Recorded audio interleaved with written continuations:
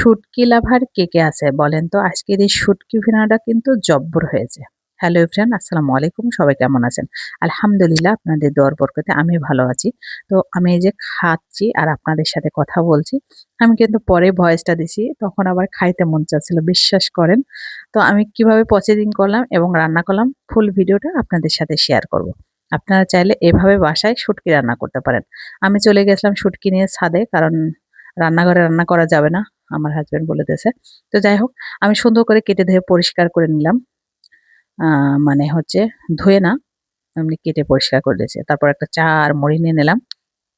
যদি ওটা চা ছিল না, কফি ছিল।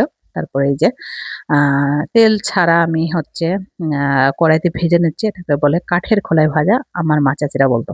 যাই হোক, তারপর আমি কিন্তু এর ভিতর গরম পানি দিয়ে দিলাম, দিয়ে একটা বলক উঠাই নিয়েছি। এর ভিতরে কিন্তু প্রচুর পরিমাণে বালু থাকে, যার কারণে আপনাকে সুন্দরভাবে পরিষ্কার করতে হবে শুটকিটা। দেখেন আমি ঠান্ডা পানি দিয়ে সুন্দর করে এটা পরিষ্কার করে নিয়েছি। তারপরে ভিতরে কিন্তু একটা কাঁটা থাকে।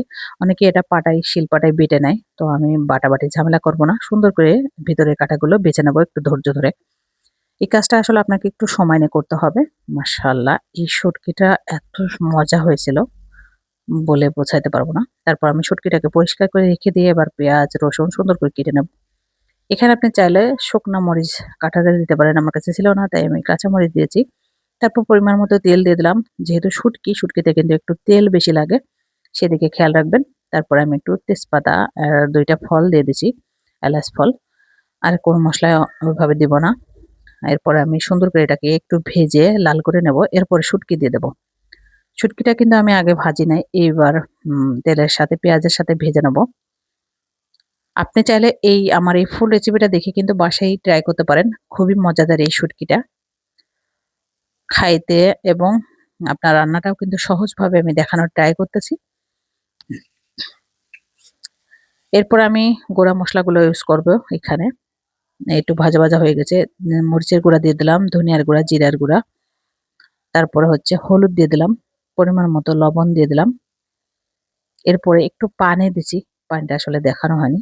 অল্প পরিমাণে পানি দিছি যাতে মসলাটাকে খুব সুন্দরভাবে কষানো যায়, সেই পরিমাণে পানি দিছি। অনেক বেশি পানি দেবেন না। তারপরে এই যে দেখেন, এর লোকটা দেখেন, মাশাআল্লাহ মাশাআল্লাহ। রান্নাটা কিন্তু হয়ে গেছে, তেল উঠে গেছে, আমি নামাই নেব।